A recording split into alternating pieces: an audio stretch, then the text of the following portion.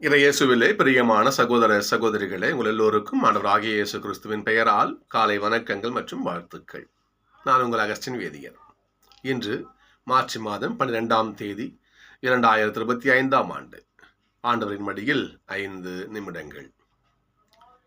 பொதுவாக இந்த தவக்காலம்னு சொன்னாலே நம்முடைய கிறிஸ்தவர்களுக்கு ஏதோ ஒரு ஒரு ஒரு ஒரு கஷ்டத்தில் நுழையிற மாதிரி ஒரு ஃபீல் பண்ணுவாங்க. ஏதோ ஒரு அடர்ந்த காட்டுக்குள்ள இதை கண்ணு தெரியாத நுழையிற மாதிரி ஒரு ஒரு துன்பம் ஃபீலிங்கே இருக்கும் அவங்களுக்கு. உதாரணத்துக்கு ஏதாவது ஒரு நிகழ்ச்சி செய்யலாமா, தபசு காலம் முடியட்டும். ஏதாச்சும் ஒரு நிகழ்ச்சி வச்சுங்க, ஏதாவது ஒரு சுப நிகழ்ச்சி, தவக்காலம் முடியட்டும். சகோதரர்களே, தவக்காலம்னு சொன்னாலே ஏதோ ஒரு ஒரு ஒரு நம்ம மற்ற நாட்கள்ல இருந்து இந்த 40 நாட்கள் தேவையில்லாத ஒரு காலம் மாதிரி மக்கள் ஃபீல் பண்ணுவாங்க. அது மிக மிக தவறான காரியம், மிக தவறான எண்ணம். அது என்றால் இந்த தவக்காலம் ஆண்டவருடைய அருளின் காலம். இறைமகன் இயேசன் நமக்காக பாடுபட்டு நமக்கு மீட்பனை கொடுத்த காலம். சாவே உன் வெற்றி எங்கே? சாவே உன் கொடுக்கு எங்கே? கடவுள் நம்முடைய இயேசப்பா நம்முடைய பாவத்தை எல்லாம் சிலுவையில் அரைஞ்சு தூக்கி போட்டார். நமக்கு வெற்றியை கொடுத்த காலம் இந்த தவக்காலம். எனவே இந்த தவக்காலத்தில் இந்த தவக்காலம் என்பது ஒரு ஒரு சாபக்கேடான நாள் அப்படி நினைக்கக்கூடாது. நம்மள பலர் நினைக்கிறாங்க தவக்காலம்னா ஒரு ஒதுக்கப்பட்ட நாள், எதுவுமே செய்யக்கூடாது, எதுவும் போகக்கூடாது, வரக்கூடாது. ஒரு ஒரு வாசகங்கள் பார்க்கணும். நம்ம தவக்காலம் ஆண்டவருடைய ஆசையை நமக்கு பொழிகின்ற நாள், ஆண்டவருடைய கிருபையை நமக்கு வாரி கொடுக்கின்ற நாள் தவக்காலம். ஞாபகம் வச்சுக்கணும். நினிவேன்னு ஒரு ஊர் இருந்துச்சு, மிகப்பெரிய செழிப்பான ஊர். அசீரியாவின் தலைநகரம் அது. கிமு 722 அந்த வாக்கில் அசீரியமான நபுக்கத்நேசரை கொண்டுதான் யாவை இறைவன் தம்முடைய மக்களை தண்டிப்பார். தப்பு பண்றியா, அசிரியா தான் கோல், அந்த கோல் எடுத்து அடிப்பார், போ அடிமையா போ. அப்பேற்பட்ட ஒரு நாடாக அசிரியா. அந்த அசிரியாவுடைய தலைநகரம் நினிவே. அப்பொழுது நினிவே நகரம் எவ்வளோ பாவத்தில் உழண்டு கொண்டிருந்தாங்கன்னா, யோனாவை அங்கே ஆண்டவர் அனுப்புறாரு. யோனா, நீ போ, நினிவேக்கு போ, அந்த மக்கள் சரியில்லை, போய் மனசு மாற சொல்லு. நினிவே போக மாட்டாரு. சரி, யோனா போக மாட்டாரு. வேற வழியா தார்சூஸுக்கு போற கப்பல் ஏறி போவார். கடவுள் விடுவாரா? பிடிச்சி போ அனுப்புறாரு. அப்ப கடவுள்கிட்ட ஒரு வாக்குறுதி கேட்பாரு.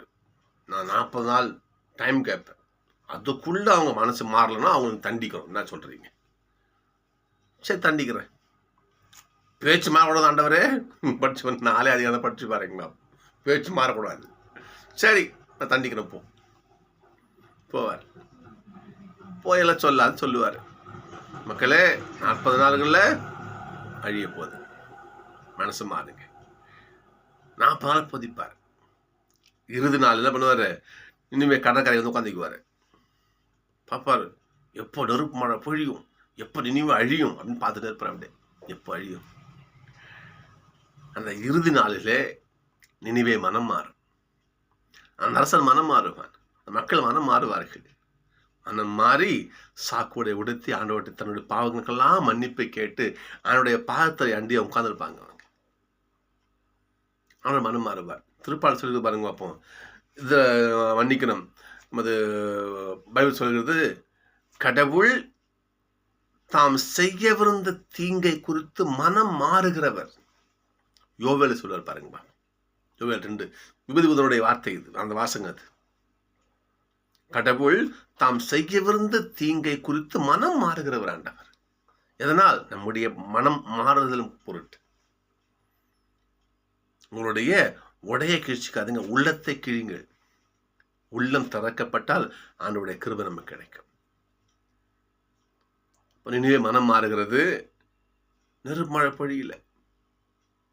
யோனாவுக்கு கோபம். கடவுள் நம்ம கொடுத்த வார்த்தையை மீறிட்டார். இன்னும் யோனாவுக்கு கோபம். உட்கார்ந்துருப்பார். அப்போ ஒரு ஆமணக செடியில் ஒரு புழு ஏறும். நம்ம படிச்சிருப்போம். அந்த புழு அந்த செடியை சாப்பிடுவோம். உடனே என்ன பண்ணுவார்? அந்த புழு நசுக்க போவார். செடியை அழிக்குதுல, செடியை சாப்பிடுறது எப்படி? ஆணுடைய குரல் அங்கே. யோனா என்ன பண்ணுறேன்? பின்ன எவ்வளோ அழகான செடி, அந்த செடியை போய் அந்த புழு சாப்பிடுது, அதை விட மாட்டேன்.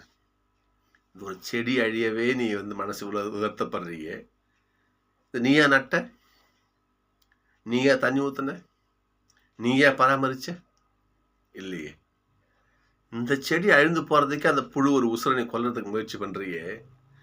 நினைவே நகர மக்கள் என்னுடைய பிள்ளைகள் இல்லையா? அவங்களை எப்படி அழிப்பேன் என்று கடவுள் தான் படைத்த ஒரு படைப்பு பொருளாகிய யோனா கிட்ட தன் மக்களுக்காக பரிந்து பேசுகின்ற அற்புதமான நூல் யோனா புத்தகம். இந்த உலகத்தை படைத்த பரம்பொருள் தான் படைத்த படைப்பு பொருளான யோனாவோட இடத்துல தன் மக்களுக்காக பரிந்து பேசுகின்ற, நான் எப்படி யோனா அவங்க அழிப்பேன் நான் என்று தன் மக்களின் சார்பான் என்று பேசுகின்ற அற்புதம் அவனுடைய இரக்கத்தை கொட்டி கொடுக்கின்ற அந்த புஸ்தகம் யோனா புஸ்தகம். அகுஸ்தினார் சொல்லுவார், கடவுள் மன்னிக்க முடியாதபடி யாரும் பாவம் செய்ய முடியாது. கடவுள் எல்லாவற்றையும் மன்னிப்பார். ஏசப்பா சொல்லுவார் இல்லையா? யோசிச்சு பாருங்க பார்ப்போம். இந்த உலகில் ஒரு ஆன்மா கூட அழியக்கூடாது. எல்லா ஆன்மாவையும் நான் என்ன பண்ணோம்? எங்கள் அப்பாட்ட கொண்டு போய் சேர்க்கணும். ஒரு பாவி மனம் திரும்பும் பொருட்டு விண்ணகத்தில் அப்படி ஒரு பெரு மகிழ்ச்சி உண்டாக ஏசப்பா சொல்லுவார். தவக்காலம் மன மாற்றத்தின் காலம்.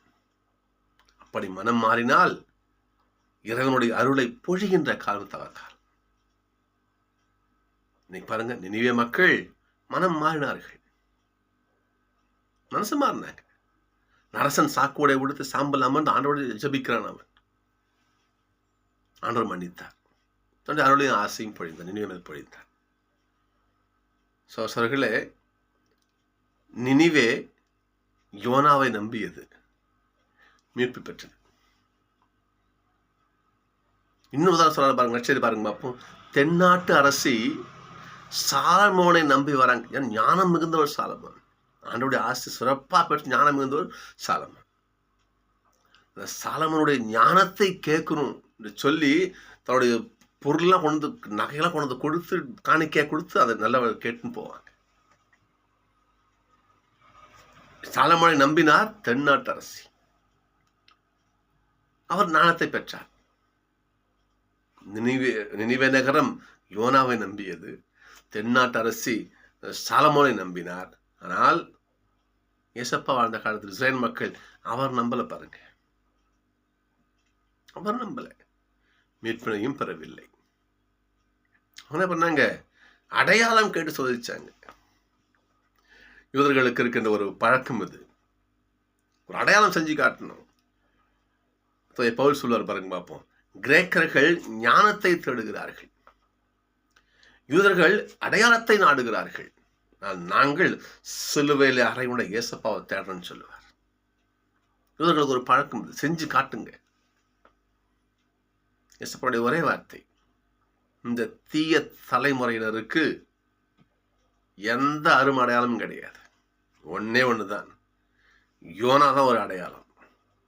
யோனா எவ்வாறு 3 நாள் மீன் வயிற்றிலிருந்து வெளியே வந்தாரோ அதை போல கடவுளுடைய பிள்ளையாக நான் கல்லறையில் இருந்து உணர்வான 3ஆம் நாள் உயிர்த்தெழுந்து வெளியே வருவேன். இது ஒன்று மட்டுமே அடையாளம் என்று சொல்லுகிறார்.